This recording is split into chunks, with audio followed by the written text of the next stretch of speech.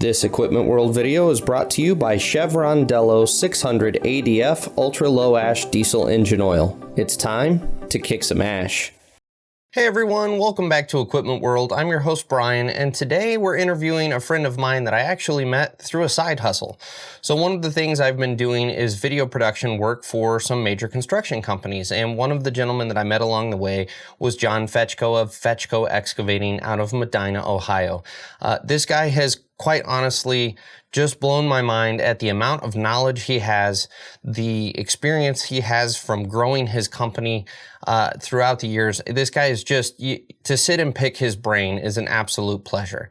And so today I wanted to do that on camera for you guys to be a part of as you look for knowledge to help you grow your company. That's ultimately my goal with this one, is just to give you some ideas. If you're a small company wanting to grow to be one of the big players in the market, what goes into that? How do you think about that? How do you step your business up? How do you know when you're hitting those trigger points that you need to step your business up? So without further ado, I'm going to hand this over to John Fechko and allow him to explain to us some of the things he's learned as he's grown his business. But before we get into that, I want to take a second to tell you about the sponsor of this video, Chevron Lubricants. Protecting your diesel engine and its exhaust aftertreatment system has traditionally been seen as an either-or proposition when it comes to choosing the engine oil that's going to protect your system. And that's exactly why Chevron spent more than a decade of R&D work developing a no-compromise formulation. Now, I don't have to tell you why a clogged DPF is bad news, but here's the real kick in the pants. 90% of that ash clogging up your DPF and then upping your fuel and maintenance costs, it comes from your engine oil. You might be thinking, why don't they make an engine oil with less ash in it then? You'll be happy to learn that Chevron agrees with you. They've developed a new ultra-low ash diesel engine oil that is specifically designed to combat DPF ash clogging. Delo 600 ADF with OmniMax technology cuts sulfate ash by 60%, radically reducing the rate of DPF clogging and extending the DPF service life by 2.5 times. Before you had to choose between protecting your engine or your aftertreatment system. Now you don't. Delo 600 ADF with OmniMax technology. It's time to kick some ash. Well, John, thanks for being on the show. I appreciate you taking the time to let me interview you today. Well, thanks for having me on. It's good to see you again. Yeah, you as well. So my first question is, can you give us kind of just a quick synopsis of your company and how you guys came to be? This has been 33 years ago when we started. We started by buying a small excavator that was just just had like 3 pieces of equipment, small residential items. We took and grew that a little bit. We dug the basements and worked all that, but we also included some ponds, small little commercial sites we eventually moved into. And then we worked our way into small bonded projects like little parklands and things for cities that were small enough none of the big guys wanted them. That's how we started getting into the larger side and growing. And where are you guys at today, roughly from an employee standpoint? How many employees? In the summer, it's over 150. So you guys have gotten quite sizable over the years. Yes, we have. So through that process, one of my goals for this interview is to kind of give some of the smaller contractors that are kind of wanting to up their game and move into that next tier some information as to how to do that. So one of my initial questions for you is, through the years, what has been one of the more challenging aspects of growing your company from, kind of a relatively small basic operation to what you guys are today? Well, early on, like when we got into digging ponds, it would turn out that you could no longer just use a D6. Then we needed a compactor, so we'd buy something to compact with. Then we wanted a pan, so we bought an old paddle pan. Ended up buying a crawler loader for once we got a name, we also started cleaning out existing ponds where you'd muck it out and have to, crawler loader would work well. So it just keeps adding pieces. Well, then when you add pieces, then you usually add an operator or so, and then you want to keep them busy. So it kind of keeps you active in finding the work. A major piece of this is when you have a customer, at least for me, when I have a customer, I don't want to lose them. and I don't want to see somebody else doing work that I could be doing. So the loyalty that I have for a customer is huge. If he comes in with, a larger project, a project that's out of town or two at the same time, that's when we'd buy equipment. That's when we'd have to grow. That has honestly been the single growing factor that I can think of. It's never been based on I want to be a certain size or I want to have a certain volume. It's honestly all been about the customer. So in some of our previous conversations, you've mentioned that you've kind of fumbled your way through this and learned a lot of the hard lessons as you've grown and feeling those growing pains. As you look back, what are some of the triggers you kind of wish you had paid attention to that someone up and coming should be looking for when it comes to adding personnel, adding equipment, looking to expand in certain areas? What are some of those key triggers that you kind of would tell them to kind of look out for? I still don't know if I've learned. When it's just not working right, you realize that that something is wrong. And there's just certain tiers. And, you can have 25 employees and handle that yourself. And 25 employees might mean 10 pieces of equipment. And, you can internally handle it, and then you just add one more piece to it and the whole thing falls apart. That is something I've really struggled with. I'm always on the back end of finding out that I don't have enough office help. I don't have enough management support. I don't have enough mechanics. I don't have enough semis on the road. It's not until, you're running your trucks, a lot of hours and you're really pushing things, or you have operators waiting, that you're like, oh my gosh, I need another semi on the road. So I guess to anticipate that ahead of time is just hard in this business, because everything costs so much money and everything has responsibility and everything has, for most of us, a 4-year commitment to pay for it. When things are not running well, if you're paying attention, if things are not running well, you need to fix that, because people don't want to work for a company that just doesn't feel like it's clicking along. Kind of a follow-up question to that. I didn't prep you for this one. I apologize. But in this business, especially dirt contractors tend to really hold on to those reins tight when they own the company. And that's not possible to do as you get big enough that you have to hire office staff. Any tips for guys on kind of recognizing when they need to let go of those reins and how to effectively do that? Excellent question. That is definitely the hardest thing to do. Okay. I'm still the estimator, but now I have additional estimators to help. But for the longest time, I was the only estimator. And, first of all, you wanted to make sure, that you did it right. And I was always worried about an estimator making a mistake and getting upset. And I thought, well, if I make a mistake, at least it's my money. And, so you become kind of a control freak. You do, out of trying to keep the bar where it needs to be. So you want the high quality work. And once you have your customers and you're the one bidding it, they have comfort that you're the one bidding the numbers to them. The consistency of those numbers are important. And value engineering is important. All these things that you provide your customer, you get it to a pretty high level. And if you don't hand that off at that high level, you're going to lose some customers. And so it is the single hardest thing to let go of. And until you do, you really can't grow.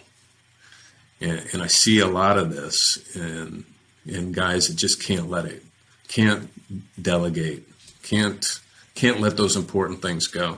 The best thing to do is to get good help and oversee them. Teach them your ways. You'll see that people can actually do the same or better. In my case, they can do a better job than I can. Awesome. Thank you.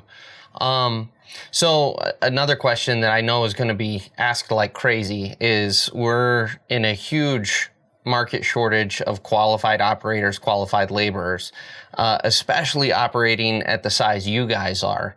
Any recommendations for guys on how to find qualified individuals and then how to keep those individuals? Well, it is by far the most important thing in business today. Probably always has been. I've always, for myself, always wanted to hire the best guys out there. And I always felt like, well, I could always pay them more money because I want the people that don't really need supervision.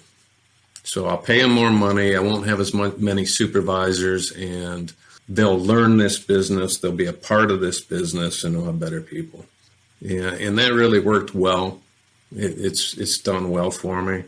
In today's market, the bottom line is none of us have created this market, but there is a market for the few great operators out there. They are few and far between. The new guys coming up, it's harder and harder to find a young guy that you can teach, that wants to learn, that knows how to work hard. And when you find one, it has to be one of the most important things in your company. It's the only way you can succeed. So how do you compensate them? Well, you're going to have to pay for the best people if that's what you want.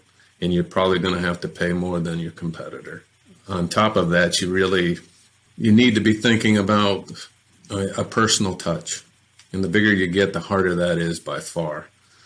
But having an outing or having a Christmas party or having shirts and hats and, making the rounds out to the job site are all important things.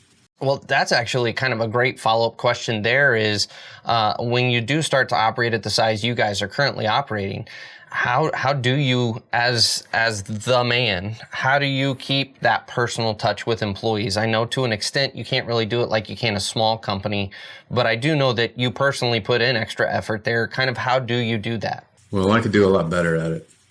I mean, I am consumed in the office, and our superintendents and our foremen, there's a lot of discussion on this. And a lot, I'm much more in tune with everyone than they realize. What I tried actually a couple months ago that I need to get more involved in is actually I did a YouTube video for the employees. Excellent. And that was from my daughter's suggestion. And I got some positive. She's wise. Yes. She's wise. Yes. It's a good way to communicate. It is. And, I plan on doing that more often. So this is where we get to take a step back in time to a degree. If you could go back in time and talk to the younger John Fechko and give him a piece of advice as he's growing his company, and this is for everyone out there that's looking to grow, what would be one just sound piece of advice that you look back and go, man, I wish I would have known that when I got started? I have a philosophy with excavators. They're kind of like farmers, and I was a farmer before I was an excavator. Farmers love to operate stuff. Excavators love to run things, and we're naturally able to fix them, service them, and it's part of getting out there and seeing the job you do. I mean, there was never better times when I was in a machine and I could see what I would do in a day. When your concentration is more on, and it needs to be a good job. That is my number one piece of advice, is to concentrate on doing a good job, not concentrate on how much money you make. The money will come with a good job. But to the fact that a lot of us just like to run this stuff, an important piece is knowing what your cost is. Until you run a cycle of, 4 or 5 years where your equipment is now worn out, do you have the money to replace it? Do you have the money to keep operating? Because you start a business and you put a couple pieces of equipment in there, and assuming you start in June, you're going to think you're in the best business there's ever been. until December and January come along and you got to work on it and you don't have the income, and anything you're doing outside, if you're in Ohio, is very low production. And you want to keep your guys going, so you'll do whatever you can to subsidize, take work for less money, whatever it takes. You can't lose your people. So that cycle time is really, really important. Knowing your operating cost, your fuel cost, your replacement cost, overhead, making sure you can make it through the winter and start up in the spring with your excellent people. Factoring all that in when you begin a business, I should have done that myself. I learned the hard way. I did. Luckily, I made it through. I will say that's something that always shocks me about this industry. Back in the day, before I even got into this industry, I came from the banking industry. And so getting into this industry from a non-construction background, it always blew my mind the number of guys that were running their companies and they couldn't tell you what their true cost was. They couldn't tell you what their true profit off of a job was. They just knew, yeah, I'm pretty profitable. I should be profitable on this one. And I go, how? Exactly. You kind of know, the numbers. When I got in this, everybody moved dirt for $2 a yard. Well, I'll just move dirt for $2 a yard. And that's where it started. Okay. I'll just do what I think everyone else is doing. Eventually I got a little smarter than that. And understanding operating cost is a very good tool. And that's how depending on how many hours you run your machine. Okay, if you run a machine 2,000 hours a year, your hourly cost is a lot less, and that makes you more competitive. So once I learned all that, I'm like, I'm still known for putting a lot of hours on machinery. And it's very important because now I can have a lower rate so as long as I do a larger volume of work and I'm running those things more hours, I actually have a lower rate and I'm more competitive. Well, John, I appreciate it. This is one of those interviews where I wish we had an hour to really dig deep on this, but unfortunately we tried to keep these around 15 to 20 minutes. So I do want to thank you for your time today. I appreciate it. Anytime. I enjoy talking to you and anything I can do to help. Thank you again to John Fechko from Fechko Excavating out of Medina, Ohio, for being on the show today. I cannot tell you how much I appreciate him taking his time out of his very, very busy schedule to speak with me. Like I said, this guy, I don't know if you could tell from the interview, he is super humble, but very, very smart. He is a very, very smart guy, and he has got a lot of knowledge from all of his experiences in this industry. So again, I do want to thank him for taking time out of his busy day to be on the show and share some of that vast knowledge with us. So I hope this has been helpful. As always, thanks for watching, and we'll catch you guys on the next episode of The Dirt.